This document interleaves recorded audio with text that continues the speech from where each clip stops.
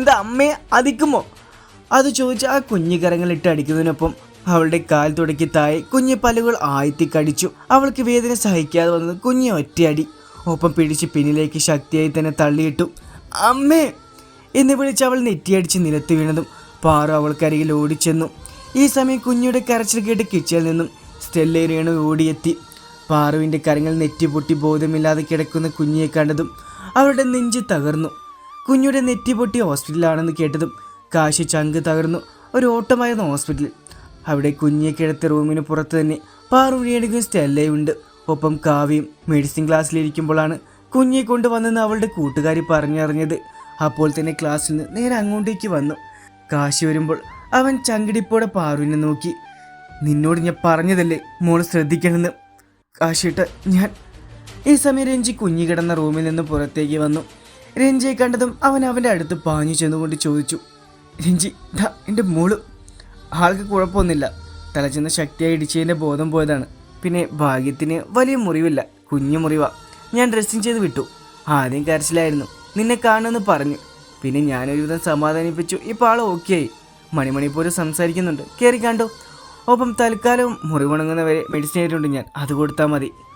കാശി വേഗം അകത്തേക്ക് കയറി. അവൻ്റെ പിന്നാലെ പാറു. കാശി വരുമ്പോൾ അടുത്ത് നിൽക്കുന്ന നേഴ്സിനോട് എന്തൊക്കെയോ വർത്താനം പറയുന്ന കുഞ്ഞിയാണ് കണ്ടത്. കുഞ്ഞിപ്പെണ്ണെ. കാശിയുടെ വിളിയിൽ അവൾ ബെഡിലിരിക്കുന്ന കൊണ്ട് തന്നെ അവൻ്റെ നേരെ കരങ്ങൾ നീട്ടി കുഞ്ഞെടുത്ത് നെഞ്ചോട് ചേർത്ത് ഉമ്മകൾ കൊണ്ട് പൊതിഞ്ഞു. ഒപ്പം ആ കുഞ്ഞു മുഖത്തെ നെറ്റിയിൽ കെട്ടിവെച്ച മുറിവ് കണ്ടതും അവൻ പിടച്ചിലൂടെ ചോദിച്ചു, അച്ഛൻ്റെ കുഞ്ഞിക്ക് വേദനയുണ്ടോ? നേരത്തെ ഉണ്ടായിരുന്നു, ഇപ്പം അച്ഛ വതില്ലേ. അപ്പോൾ കുഞ്ഞ് വേദന പോയി. കള്ളിപ്പെണ്ണ്. പിയോ ആ ആന്തി പായുക. അമ്മ തത്തി. അയ്യോ തത്തിയിട്ട് മുയിഞ്ഞു. ആ ആന്തിക്ക് അതി കൊത്തണം. വീട്ടിൽ ചെല്ലട്ടെ, ഇതുള്ള അച്ഛൻ കൊടുത്തോളാം. അത് കേട്ടതും കുഞ്ഞിയുടെ മുഖം പൂനിലാവ് പോലെ തിളങ്ങി. കുഞ്ഞിയെ കൊണ്ട് വീട്ടിലെത്തുമ്പോൾ തന്നെ അവൾ കാശിയുടെ നെഞ്ചിൽ കിടന്ന് ഉറങ്ങിയിരുന്നു. കുഞ്ഞ് അവൻ സ്റ്റെല്ലയുടെ കാര്യങ്ങൾ കൊടുത്തു. അവളെ റൂമിൽ കിടത്തേക്ക് ചെറിയമേ. എന്നിട്ട് അവൻ തിരുമ്പോൾ അലൻ, രഞ്ജി, കാർത്തി, പാറു, ജെനി, കാവ്യ എല്ലാവരും ഉണ്ടായിരുന്നു. കാശി, ഇവൾക്ക് ഇതിനുള്ള തിരിച്ചു കൊടുക്കണ്ടേ? അലൻ ചോദിച്ചു. കൊടുക്കണം. ഇപ്രാവശ്യം ഞാനോ നിങ്ങളോ അല്ല അവൾക്ക് കൊടുക്കുന്നത്. പിന്നെ ഈ നിൽക്കുന്ന പാർവതി, കാവ്യ, ജെനി. ഞങ്ങളോ? ജെനി ചോദിച്ചു. എന്ത് പറ്റില്ലേ? പറ്റില്ലെന്നോ?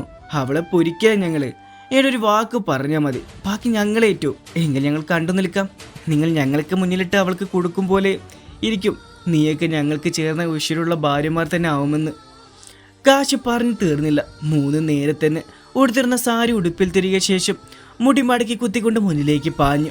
ഒപ്പം ആൺപടകൾ ഒരു ചിരിയോട് പിന്നാലെയും. മുന്നിലെ ഡോർ തുറന്ന് വൈകി നോക്കുമ്പോൾ മുന്നിൽ അവളെ ദഹിപ്പിക്കുന്ന നോട്ടത്തിൽ നിൽക്കുന്ന പാറു, ജെനി, കാവ്യ. എന്താടി ഭ്രാന്തളിക്കുക പോലെ നോക്കുന്നേ? പറഞ്ഞു തീർന്നില്ല. കാർക്ക് ചോദിയ തുപ്പായിരുന്നു വൈകിയുടെ മുഖത്തേക്ക്, അതും ജെനി വക. അത് കണ്ടതും അലൻ കണ്ണും തള്ളി അവളെ നോക്കി. അവൻ്റെ ആ നോട്ടം കണ്ട് കാശി, രഞ്ജിയും കാർത്തി അവനെ നോക്കി ചിരിച്ചു. ഒപ്പം കാർത്തി വക ഡയലോഗ്, നിങ്ങൾക്ക് പറ്റിയ ആളാ ജെനി, നിങ്ങൾക്ക് പറ്റിയ ആളാ ജെനി. കെട്ട് കഴിഞ്ഞാൽ ഒന്ന് പറഞ്ഞു രണ്ടിനും നിങ്ങൾക്കും ഇതുപോലെ കിട്ടാൻ ചാൻസ് ഉണ്ട്. അതുകൊണ്ട് മാസ്ക് വിത്ത് പർദ്ദ കരുതിക്കോ. പോടതണ്ടി. ഈ സമയം പാറുവും കാവ്യയും ജെനിയെ നോക്കി സമ്മതിച്ചിരിക്കുന്നെന്ന് പറഞ്ഞ് കരങ്ങൾ കാണിക്കുമ്പോൾ ഇതൊക്കെ എന്ത് എന്ന രീതിയിൽ അവൾ എക്സ്പ്രഷൻ ഇട്ട് തകർത്തു. വൈക മുഖത്ത് കരങ്ങൾ തൊട്ടുകൊണ്ട് അയ്യേ എന്ന് പറഞ്ഞ് ഉച്ചത്തിൽ അലറി. വൈക വേഗത്തിൽ വാഷ് ബേസിൻ്റെ അടുത്തേക്ക് ഓടി. അവൾ വേഗം മുഖം കഴുകാനും ആ പൈപ്പ് വന്ന് പാറു അടച്ചു വെച്ചു. മര്യാദയ്ക്ക് തുറക്കടി, വെള്ളം തോന്നുമ്പോൾ ചിലവാക്കാൻ. ഇത് നിൻ്റെ അമ്മായിയുടെ വീടല്ല, മാറിടി എങ്ങോട്ട്. അതും പറഞ്ഞ് അവൾ പാറുവിനെ തള്ളാനും പാറു അവളുടെ കരങ്ങൾ രണ്ടും പിന്നിലേക്ക് ലോക്കാക്കി തുണി കൊണ്ട് കെട്ടിവെച്ചു. നിനക്കൊക്കെ എന്നെ ശരിക്കും അറിയില്ല, നിനക്ക് ഞങ്ങളെയും അതെന്തായാലും ഞങ്ങൾ തന്നെ ഇന്ന് അറിയിച്ചു തന്നോളാം. അത്രയും പറഞ്ഞ് പാറു കാവ്യയെ വിളിച്ചു. അവളൊരു പാത്രവുമായി അവിടേക്ക് വന്നു. എന്നാൽ തുടങ്ങിക്കോ. കേൾക്കേണ്ട താമസം. കയ്യിലിരുന്ന പാത്രത്തിലെ വെള്ളം വൈകിയുടെ മുഖത്തേക്ക് ഒഴിച്ചു. അവൾ അലറി വിളിച്ചു ഉച്ചത്തിൽ. കാരണം നല്ല അസൽ എരിവുള്ള മുളക് പൊടി കലക്കിയ വെള്ളമായിരുന്നത്. അവൾ നീറ്റൽ സഹിക്കാൻ വയ്യാതെ മുഖമൊന്ന് വെള്ളം കൊണ്ട് കഴുകി. നീറ്റൽ മാറ്റാൻ പറ്റാത്ത അത്രയും വേദന അവൾ അവിടെ കിടന്ന് വെപ്രാളത്തോടെ നിലത്ത് കിടന്ന് അലറി. ഈ സമയം അവളുടെ പിന്നിൽ കെട്ടിയ കരങ്ങൾ ചട്ടുകം പൊള്ളിച്ചു വെച്ചു. എല്ലാം കൂടെ ആയതും വൈകി അവളുടെ ജീവൻ നിലയ്ക്കുന്ന പോലെ തോന്നി. കിച്ചണിൽ വെച്ചിരുന്ന മുളക് പൊടി, മല്ലിപ്പൊടി, ഗോതമ്പ് മാവ്, മഞ്ഞപ്പൊടി, പിന്നെ അവിടെ കണ്ട എല്ലാ പൊടിവർഗവും വെള്ളത്തിലിട്ടു. ആവേശത്തിൽ കലക്കുന്ന ജെനിയുടെ അടുത്ത് പാറു ചെന്നു. നീ ഇതെന്ത് ചെയ്യുക? ഇത് അവൾക്കുള്ള സ്പെഷ്യൽ ജ്യൂസ്, അതും എൻ്റെ വക. പാറുവും കാവ്യം ചേർന്ന് ബലത്തിൽ തന്നെ അലർന്നവളുടെ വായ തുറന്ന് പിടിച്ചു. എന്നിട്ട് അതിലേക്ക് ഒരു കലക്കിയ വെള്ളം ഒഴിച്ചു കൊടുത്തു. അവളെ കൊണ്ട് തുപ്പിക്കളയാൻ പറ്റാത്ത വിധം കുടിച്ചിറക്കി. വായയ്ക്ക് വയറ് കത്തുന്ന പോലെ തോന്നി. അവൾ ഒമറ്റ് ചെയ്ത് തുപ്പാൻ നേരം അവളുടെ വായം തുണി കൊണ്ട് കെട്ടിവെച്ചു. അവളുടെ കണ്ണിൽ നിന്നും വെള്ളം ധാരയായി പുറത്തു വന്നുകൊണ്ടിരുന്നു. ആ സമയം അവളുടെ കയ്യിൽ കെട്ടിയിരുന്ന കെട്ടയച്ചു കൊടുത്തിരുന്നു. എങ്കിൽ ജീവനം കൊണ്ട് ഓടിപ്പോകാമായിരുന്നു എന്ന് പോലും തോന്നിയിരുന്നു അവൾക്ക്. ആ സമയം വാമിയുടെ കാർ കൈലാസം എന്ന ബോർഡ് കടന്നും അകത്ത് വന്നിരുന്നു. അവൾ കാറിൽ നിന്ന് ഇറങ്ങി ചുറ്റും നോക്കി. പുറത്ത് ആരും തന്നെ ഇല്ല. എന്നാൽ തൊട്ടടുത്തുള്ള സെർവൻറ് റൂമിൽ നിന്നും എന്തൊക്കെയോ ശബ്ദം കേൾക്കുന്ന കണ്ട് അവൾ അവിടേക്ക് ചെല്ലുമ്പോൾ കണ്ടു. നിലത്ത് അവശത കെട്ട് വായും കൈയും കെട്ടി ഒന്ന് ഉച്ചത്തിൽ കരയാനാവാതെ മുളക് വെള്ളത്തിൽ കുളിച്ചിരിക്കുന്ന വൈകിയെ. മുന്നിൽ പാറു, ജെനി, കാവ്യയുണ്ടൊപ്പം. ഇതെല്ലാം മാറി ഇന്ന് അവൾക്കരികിൽ നിന്ന് എല്ലാം പറഞ്ഞു കൊടുത്തു കണ്ടു നിൽക്കുന്ന കാശി, അലൻ, ജെനി, കാർത്തി. ഈ സമയം വൈകിയെ രക്ഷിക്കാൻ നിന്നാൽ തൻ്റെ തടി കേടാവുമെന്ന് മനസ്സിലായി വാമി. മെല്ലെ അവിടെ നിന്ന് തിരിഞ്ഞു പോകാനും അവളുടെ മുടിയിൽ പിടുത്തം വീണു. അങ്ങനെ പോയാലെങ്ങനെ? കാശി പറഞ്ഞു. അവൻ്റെ സൗണ്ട് കേട്ടതും അവളുടെ ഹൃദയം പിടിക്കാൻ തുടങ്ങി. നിന്നോട് ഞാൻ പറഞ്ഞിട്ടുള്ളതല്ലേ ഈ വീടിൻ്റെ ഗേറ്റ് കടന്നകത്ത് വരരുതെന്ന്. എന്നിട്ട് വന്നിരിക്കുന്നു, അതും ഈ ഞാനുള്ളപ്പോൾ തന്നെ. കൂട്ടുകാരി ഇവിടെ അയക്കുമ്പോൾ നീ ഓർത്ത് കാണും അല്ലേ? കാശി അങ്ങ് ഡാഷ് കളഞ്ഞെന്ന് കണ്ടല്ലോ അവളുടെ അവസ്ഥ. എന്തായാലും വന്ന സ്ഥിതിക്ക് നിനക്കുള്ള കൂടെ വാങ്ങിയിട്ട് പോകുന്നതാവും അതിൻ്റെ ഒരു മര്യാദ. അത്രയും പറഞ്ഞ് കാശി അവളെ പാറുവിൻ്റെയും കാവ്യയുടെയും നെഞ്ചിയുടെയും മുന്നിലേക്ക് എറിഞ്ഞു കൊടുത്തുകൊണ്ട് പറഞ്ഞു, ഇവളിനി ഈ വീടിൻ്റെ മുറ്റം കടന്നു വരാൻ പാടില്ലാത്ത വിധം ഒരു സമ്മാനം കൊടുത്തേക്ക്. കാശി അത് പറഞ്ഞ് തീരേണ്ട താമസം വൈകിക്ക് എങ്ങനെ കൊടുത്തു. അതിലൊരു അളവ് പോലും കുറയാതെ അവൾക്കും കൊടുത്തു. നിലത്ത് കിടന്ന് അവളും മരണവെപ്രാളത്തോടെ ആദ്യ പിടിച്ച് കരഞ്ഞു വിളിച്ചതും വേദന നീറ്റലും കാരണം കാശി പാറുവിനോട് വൈകിയുടെ വായിലെയും കയ്യിൽ കെട്ടിയിരിക്കുന്നതുമായി കെട്ടയക്കാൻ പറഞ്ഞു. ഉടൻ തന്നെ പാറു അത് ചെയ്തതും കാശി അവൾക്ക് മുമ്പിൽ മുട്ടുകൊത്തിയിരുന്നുകൊണ്ട് പറഞ്ഞു, ഇനി നിനക്ക് എൻ്റെ കുഞ്ഞെ വേദനിപ്പിക്കണോ? അവളെ നിന്ന് തട്ടിയെടുക്കണോ? പറയും. വേണ്ട, അവൾ ഉച്ചത്തിൽ അലറി. എങ്കിൽ ഇവളെയും കൊണ്ട് ഈ നിമിഷം ഈ വീട്ടിൽ നിന്ന് നീയായി തന്നെ പോകണം. പോകാം, ഇനി ഒരിക്കലും ഞാൻ വരില്ല ഇവിടേക്ക്.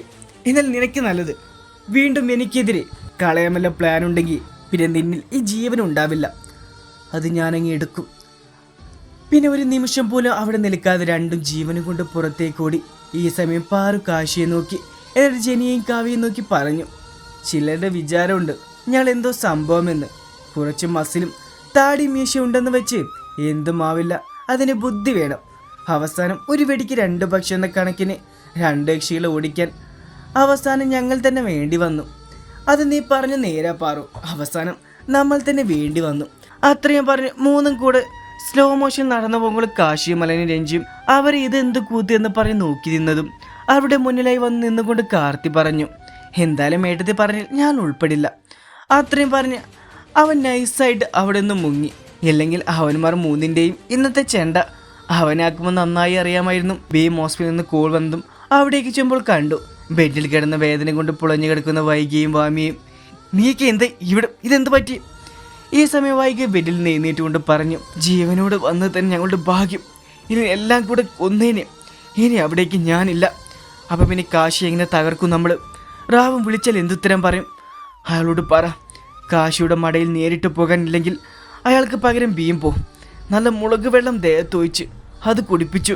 തീപ്പൊള്ളിൽ ഏറ്റവും നിരുന്നില്ല നിങ്ങളാരും. ഇനി എനിക്കെൻ്റെ ശരീരം നോവിക്കാൻ വയ്യ. അവൻ കാശി അങ്ങനെ നിങ്ങളോട് ചെയ്തെങ്കിൽ ഇതിനുള്ള അവനിട്ട് കൊടുക്കും ഞാൻ. ഒലക്ക, ഇതുവരെ അവന് നേരെ ഒരു കോപ്പം ചെയ്യാനാവാത്ത നീയാണോ? അവന് നേരെ അങ്ങ് എന്തോ ചെയ്തു കളയുമെന്ന് പറഞ്ഞത്. ഇതെപ്പോഴും പറയും പോലെയല്ല, ഇതിനുള്ളത് അവന് കിട്ടും. ആദ്യം പോയി ചെയ്ത് കാണിക്ക്, എന്നിട്ട് പറയുന്നേ. പിന്നെ ഞങ്ങളോട് ഇത് ചെയ്തത് അവൻ്റെ വാക്കിൻ്റെ ബലത്തിൽ ആ പാർവതി എന്ന് പറയുന്നവളും ജെനിയും കാവ്യയുമാണ് അവൾമാർക്കുള്ളത്. അത് എന്ത് വേണമെന്ന് എനിക്കറിയാം. ഇങ്ങോട്ടേക്ക് കിട്ടിയിട്ടുണ്ടെങ്കിൽ അതുപോലെ തിരിച്ചു കൊടുത്താണ് ഈ വൈകിയ ശീലം. ഡ്രസ്സ് മടക്കി കബോർഡിൽ വെച്ചുകൊണ്ട് നിൽക്കുമ്പോഴാണ് റൂമിലെ ഡോർ അടിയുന്ന സൗണ്ട് കേട്ടത്. പാറു തിരിഞ്ഞു നോക്കുമ്പോൾ കാശിയാണ്. ഡോർ അടിച്ച് തന്നെ നോക്കുന്നുണ്ട്. അവൾ ഇതൊക്കെ എന്തെന്നുള്ള രീതിയിൽ അവനെ മൈൻഡാക്കാതെ ഇന്ന് ഡ്രസ്സ് അടക്കി വെക്കാൻ തുടങ്ങി. കാശി അവളുടെ അടുത്ത് വന്ന് കയ്യിലിരുന്ന ഡ്രസ്സ് പിടിച്ചു വാങ്ങിയ ബെഡിലിട്ടുകൊണ്ട് അവളെ കബോർഡിലേക്ക് ചേർത്ത് നിർത്തിക്കൊണ്ട് ചോദിച്ചു, നീ എന്താ താഴെ വെച്ച് പറഞ്ഞേ? മസിലും താടി മീശ ഉണ്ടായിട്ടും ഒരു കാര്യമില്ലെന്നും. അത് പിന്നെ ഞാൻ എന്തേ?